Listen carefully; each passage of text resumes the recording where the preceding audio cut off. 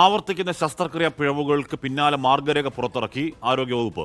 രോഗികളെ ശസ്ത്രക്രിയാ വിവരങ്ങൾ അടങ്ങിയ റിസ്റ്ബാൻഡ് ധരിപ്പിക്കണം. ഓപ്പറേഷൻ തിയേറ്ററിൽ മൊബൈൽ ഫോൺ ഉപയോഗിക്കരുത്. ശസ്ത്രക്രിയ നടത്തേണ്ട ശരീരഭാഗം മുൻകൂട്ടി അടയാളപ്പെടുത്തണം തുടങ്ങിയവയാണ് മാർഗരേഖയിലുള്ളത്. റിനു ശ്രീധർ വിവരങ്ങൾ വെച്ചിരുന്നു. റിനു, ആ മാർഗരേഖ ഒക്കെ നല്ലതാണ്, പക്ഷേ അതിലപ്പുറം ഇതിലുണ്ടാകുന്ന പ്രശ്നം ജീവനക്കാരുടെ അഭാവമാണ് എന്ന് ഡോക്ടർമാരുടെയും നഴ്സുമാരുടെയും സംഘടനയൊക്കെ ആവർത്തിച്ചു ചൂണ്ടിക്കാണിക്കുന്നുണ്ട്. യഥാർത്ഥ പരിഹാരം ഉണ്ടാവേണ്ടത് അവിടെയാണ്. എങ്കിലും ആ മാർഗരേഖ നല്ലത്. റിനു,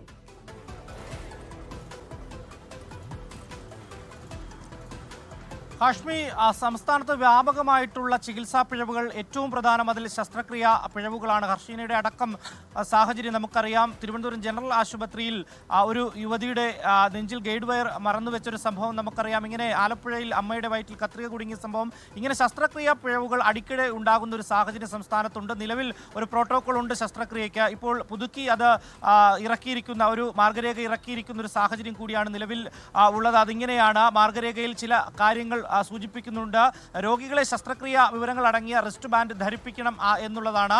ശസ്ത്രക്രിയ നടത്തേണ്ട ശരീരഭാഗം മുൻകൂട്ടി തന്നെ അടയാളപ്പെടുത്തണം എന്നുള്ളതാണ് ഏറ്റവും പ്രധാനം. ഓപ്പറേഷൻ തിയേറ്ററിൽ മൊബൈൽ ഫോണുകൾ ഉപയോഗിക്കാൻ പാടില്ല. ഡോക്ടർമാരും മറ്റ് ചികിത്സയുമായി ബന്ധപ്പെട്ടിട്ടുള്ള ഉദ്യോഗസ്ഥരും ഒപ്പം ശസ്ത്രക്രിയ ഉപകരണങ്ങളുടെ കണക്കെടുപ്പ് കൃത്യമായി തന്നെ ചെയ്യണം എന്നുള്ളതാണ്. ചെക്ക് ലിസ്റ്റ് മേധാവിയെ കൊണ്ട് ഒപ്പിടിക്കണം എന്നുള്ളതും കൃത്യമായി തന്നെ ഈ മാർഗരേഖയിൽ പറയുന്നുണ്ട്. മറ്റേറ്റവും പ്രധാനപ്പെട്ട ഒരു കാര്യം, നശിപ്പിക്കുന്ന വസ്തുക്കളുടെയും കണക്ക് കൃത്യമായി സൂക്ഷിക്കണം എന്നുള്ളതാണ്. കണക്ക് വൈറ്റ് ബോർഡിൽ രേഖപ്പെടുത്തിയിരിക്കണം എന്നുള്ളത് കൃത്യമായി തന്നെ ഈ മാർഗരേഖയിൽ പറയുന്നുണ്ട്. ഓപ്പറേഷന് മുൻപ് കേസ് റെക്കോർഡ് പൂർത്തിയാക്കിയിരിക്കണം. പ്രീ ഓപ്പറേറ്റീവ് ലിസ്റ്റിൽ വാർഡ് ഡോക്ടറും അതുപോലെ തന്നെ നഴ്സിംഗ് ഇൻചാർജും പരിശോധിച്ച കൃത്യമായി ഒപ്പ് ഇട്ടിരിക്കണം എന്നുള്ള കാര്യം കൂടിയുണ്ട്. ഹാഷ്മി സൂചിപ്പിച്ചതുപോലെ തന്നെ ഈ ശസ്ത്രക്രിയ പിഴവുകളൊക്കെ തന്നെ പുറത്തേക്ക് വരുമ്പോൾ ഈ ജീവനക്കാരില്ലാത്തത് വലിയ രീതിയിൽ ചർച്ച ചെയ്യപ്പെടുന്നുണ്ട്.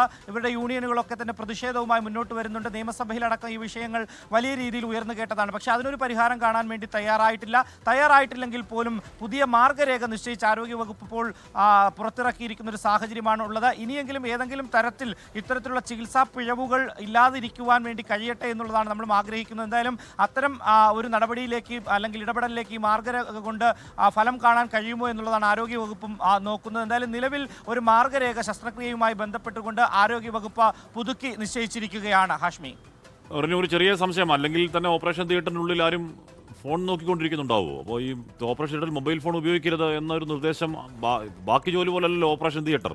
അതിനിടയ്ക്ക് ഫോൺ നോക്കിക്കൊണ്ടിരിക്കാൻ സമയം കിട്ടുമോ? എന്തുകൊണ്ടാണ് ആ മാർഗ്ഗനിർദ്ദേശം കൂടി ഉൾപ്പെടുന്നതിൻ്റെ കാരണം? അറിയുന്നു.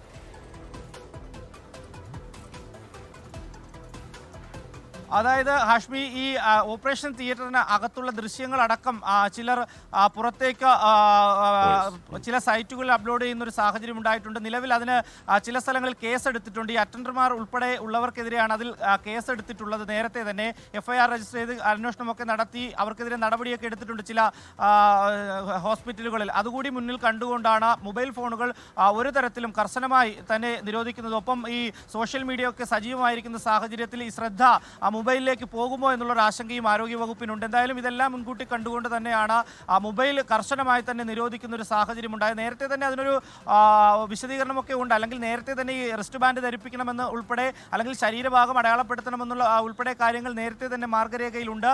ചില കാര്യങ്ങൾ മാത്രമാണ് പുതുതായി ഉൾപ്പെടുത്തിക്കൊണ്ട് ഇപ്പോൾ ഒന്നുകൂടി ആരോഗ്യവകുപ്പ് പ്രസിദ്ധീകരിച്ചിരിക്കുന്നത്, അല്ലെങ്കിൽ ഡോക്ടർമാർക്ക് കൈമാറിയിരിക്കുന്നത്. കാശ്മീർ